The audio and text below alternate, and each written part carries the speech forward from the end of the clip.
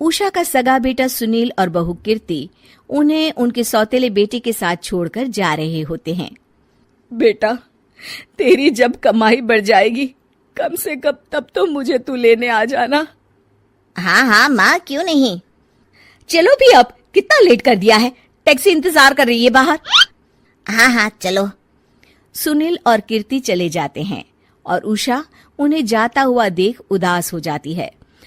तभी वहां निशा आ जाती है। अपनी सास को उदास देख निशा उनके पास जाती है।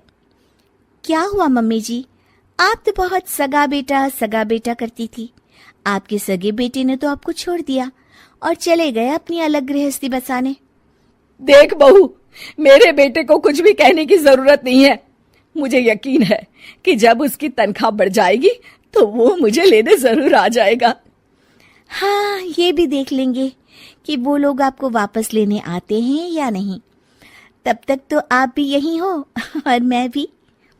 उषा अपने बेटे के ना होने से बहुत ही उदास रहने लगती है। उन्होंने खाना खाना भी छोड़ दिया। सुनिए जी, मम्मी जी ने आज भी कुछ नहीं खाया। जब भी खाने के बारे में पूछती हूँ तो कह देती हैं भूख नहीं है और अपने कमरे में ही बैठी रहती हैं। ये सुनकर ऋषभ अपनी माँ के पास खाना लेकर जाता है। माँ, सुनील बेटा आ गया तू? ओह, तू है। माँ, मैं खाना लाया हूँ, खा लीजिए प्लीज। आप ऐसे भूखी रहेंगी तो बीमार पड़ जाएंगी। मुझे भूख नहीं है, ले जा तू खाना। ठीक है, फिर जब तक आप नहीं खाएंगी मैं भी नहीं जाने वाला यहाँ से। अरे तू क्यों जिद करता है? कहा ना मुझे भूख नहीं है। अरे मम्मी जी, आप खा भी लीजिए ना, ये कितने प्यार से आपको खिला रहे हैं, उसकी तो कदर कर लीजिए कम से कम। अरे तू क्यों बीच में हमेशा अपनी टांग अड़ाती है? ठीक है, लाओ दे दो। कम से कम खाने के बाद तुम दोनों तो इस कमरे से जाओगे। उषा खाना खा लेती है और ऋषभ और निशा ये देखकर खुश हो जाते हैं। चलो, कम से कम माँ ने खाना तो खा लिया। उषा एक दिन सुनील को फोन मिलाती है। हेलो बेटा सुनील, तू घर मिलने आ जाना बहू को लेकर। कितने दिन हो गए, बहुत मन कर रहा है मेरा। हाँ हाँ ठीक है माँ, ऑफिस में बहुत काम है, टाइम मिला तो आ जाऊंगा। सुनील फोन काट देता है। हेलो सुनील बेटा। सुनील की बात सुनकर उषा उदास हो जाती है। तभी वहां ऋषभ आ जाता है। माँ, ये देखो, मैं जलेबी लाया हूं तुम्हारे लिए, तुम्हें बहुत पसंद है ना? उषा जलेबी देखकर बहुत खुश हो जाती है। अरे वाह, जलेबी ला दे। उषा जलेबियां खा रही होती है और ऋषभ अपने कमरे में चला जाता है। देखा मम्मी जी, आपका ये कितना ख्याल रखते हैं, और प्यार सगे और सौतेले से नहीं आका जा सकता।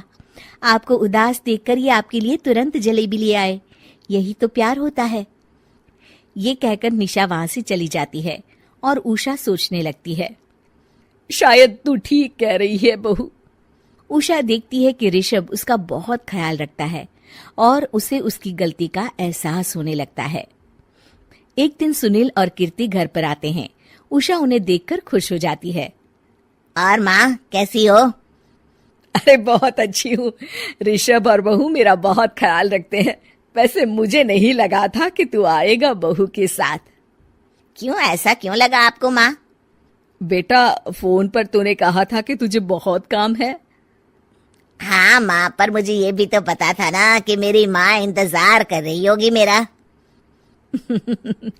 ना बेटा ना, मैं तो इंतजार नहीं कर रही थी, मैंने तो उम्मीद ही छोड़ दी थी।